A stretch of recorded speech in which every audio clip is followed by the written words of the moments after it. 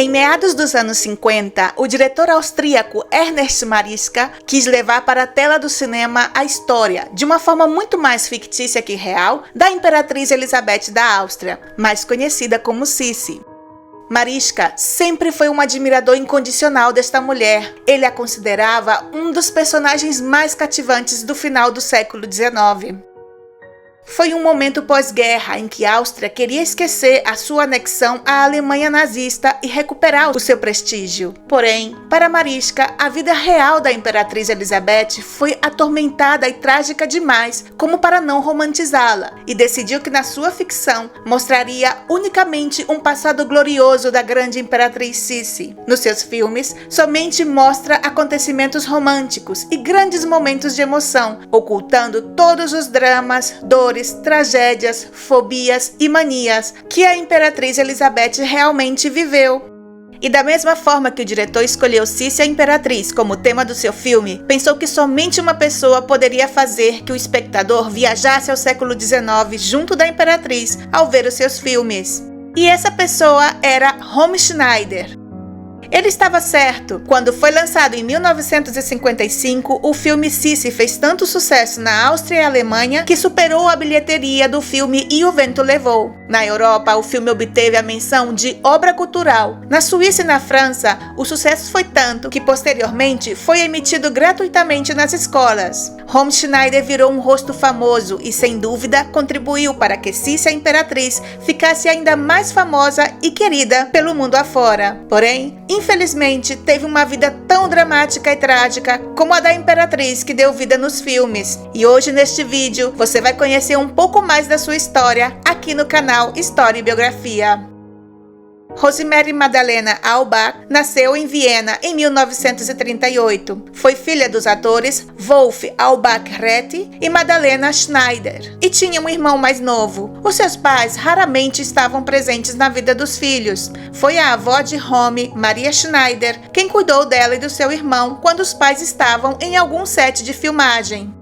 Em 1943, o seu pai, Wolf, conheceu a atriz Trude Marlen e deixou a sua mãe Magda por ela. O divórcio foi pronunciado em 1945 e Romy e o seu irmão ficaram com a sua mãe. Em 1949, Romy foi colocada em um internato austríaco, uma instituição religiosa localizada perto de Salzburg, e desde muito jovem ela mostrou uma grande paixão e talento pelo teatro e atuou em várias peças no colégio. Ao sair do internato em 1953, ela voltou para casa e encontra sua mãe casada com o dono de um restaurante chamado Hans Herbert. Romy era adolescente e não se deu nada bem com este homem. Sempre se referia a ele como o segundo marido da minha mãe. Porém, ele será, com a aprovação da sua mãe, o seu agente. Nesta época, o produtor de cinema Kurt Ulrich procurava uma jovem para interpretar o papel da filha da personagem principal, que era interpretado pela sua mãe Magda Schneider. Ela propôs a sua própria filha, que passou nos testes e aos 15 anos apareceu nas telas do cinema sob o nome de Romy Schneider Albach. E assim começou a brilhante carreira de Romy. Em 1954, ela interpretou brilhantemente a soberana inglesa, a Rainha Vitória, no filme Os Jovens Anos de uma Rainha. E no ano seguinte, atuou no filme O Imperador e a Padeira. Ambos filmes foram um grande sucesso e ambos foram dirigidos por Ernest Marischka. Mas era só o comecinho dessa grande parceria de sucesso, já que todos sabemos que a estrela de Romy Schneider, na flor dos seus 17 anos, brilhou intensamente quando ela interpretou a Imperatriz Sissi, em 1955. A sua mãe Magda também participou no filme, fazendo o papel da Duquesa Ludovica, mãe da Imperatriz. O filme fez tanto sucesso que o diretor rapidamente começou as gravações da parte 2, Sissi a Imperatriz, e fez tanto sucesso quanto o primeiro. Romy Schneider, que já começava a se sentir rotulada como mocinha romântica e doce, começou a reclamar dos inconvenientes de usar sempre roupas de época e principalmente daquela peruca super pesada que tinha que levar. O diretor ignorou as suas queixas e disse que a peruca era indispensável para interpretar a Imperatriz, já que Sissi é conhecida pelo seu enorme cabelo até o calcanhar. Por outro lado, milhares de meninas em toda a Europa copiam o estilo princesa, cabelos longos encaracolados, cintura marcada e saias rodadas. Home começou a filmar o terceiro episódio, Cissy e o seu destino, já com muita relutância e ansiosa para se desligar o mais rápido possível da personagem da Cissy. Como é normal, ela queria atuar em outros papéis, coisa que a sua mãe e principalmente o seu padrasto não queriam. Se comenta que os dois tinham grandes razões pessoais para que ela continuasse rodando os lucrativos filmes da saga Cissy. No caso da sua mãe, era porque a sua carreira já estava em declive desde o final da Segunda Guerra Mundial. A sua carreira ficou queimada porque se sabia que ela frequentava o círculo de amigos dos grandes líderes nazistas e também que ela teve um caso com o mesmíssimo Hitler. Este declarou também que Magda era uma das suas atrizes favoritas e, para completar com chave de ouro, Magda esteve isenta de todos os impostos durante o regime nazi na Alemanha. Em relação ao seu padrasto, que administrava a fortuna de Home, o fato dela querer deixar de interpretar Cissy era terrível para ele, porque como agente, ganhava altíssimos honorários, que investia tudo em cadeias de restaurantes e hotéis.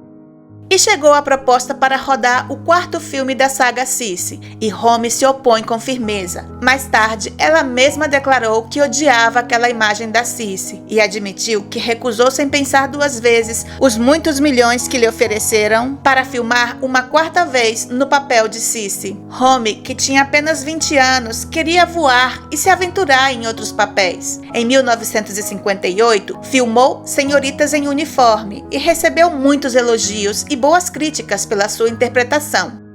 Nesse mesmo ano, viajou até Paris para filmar um novo filme, Christine. Ao chegar no aeroporto, ela é recebida com um buquê de flores por um desconhecido Alain Delon, o ator com quem ela faria par romântico no filme. Ele não falava alemão e ela não falava francês, mas foi amor à primeira vista. E desde esse momento, eles começaram um intenso romance. Rapidamente foram viver juntos em Paris. A sua mãe não gostava muito daquela relação e chegou a dizer que aquele homem partiria o seu coração.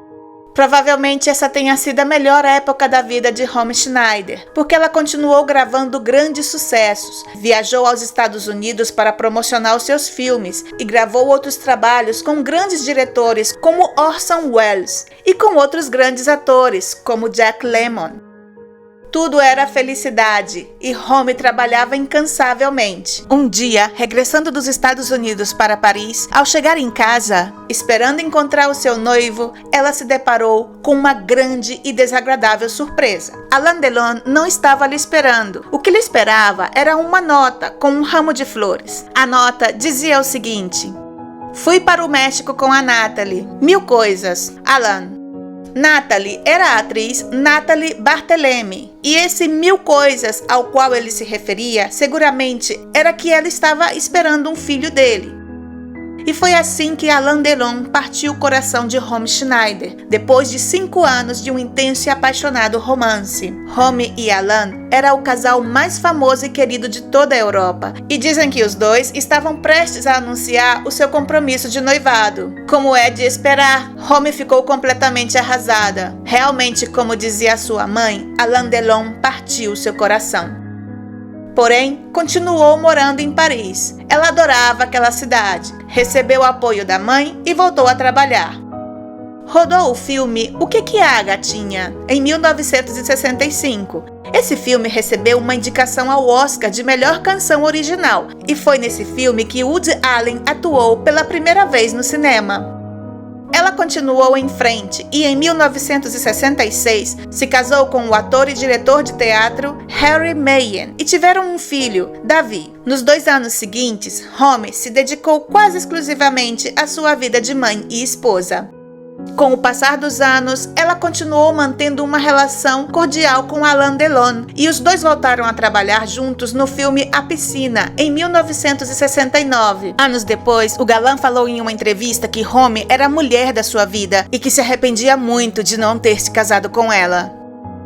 Home continuava sua vida de casada, mas o seu marido, Harry, que havia sido torturado pela Gestapo, a polícia secreta de Hitler, durante a Segunda Guerra Mundial, sofria de graves episódios depressivos, e isso fazia com que a relação fosse muito difícil. Home passou a sair com outros homens, e depois de 9 anos de casamento, eles se divorciaram. Ela ficou com a custódia do seu filho Davi, mas teve que dar a metade da sua fortuna ao seu ex-marido. Uma fortuna que era bem menor do que Home imaginava, já que ela descobriu, depois da morte do seu padrasto em 1968, que ele a estafava, era o seu agente e desviava enormes somas do seu dinheiro. Em 1972, Home voltou a ser Sissi, dessa vez para um papel secundário, no filme Ludwig, o Último Rei da Baviera, do diretor Visconti Lucchino. Em 18 de dezembro de 1975, ela se casou com Daniel Biasini, um franco-italiano 11 anos mais novo do que ela. Ele era o seu secretário pessoal. Home estava muito apaixonada e cobria o seu novo marido de presentes caros.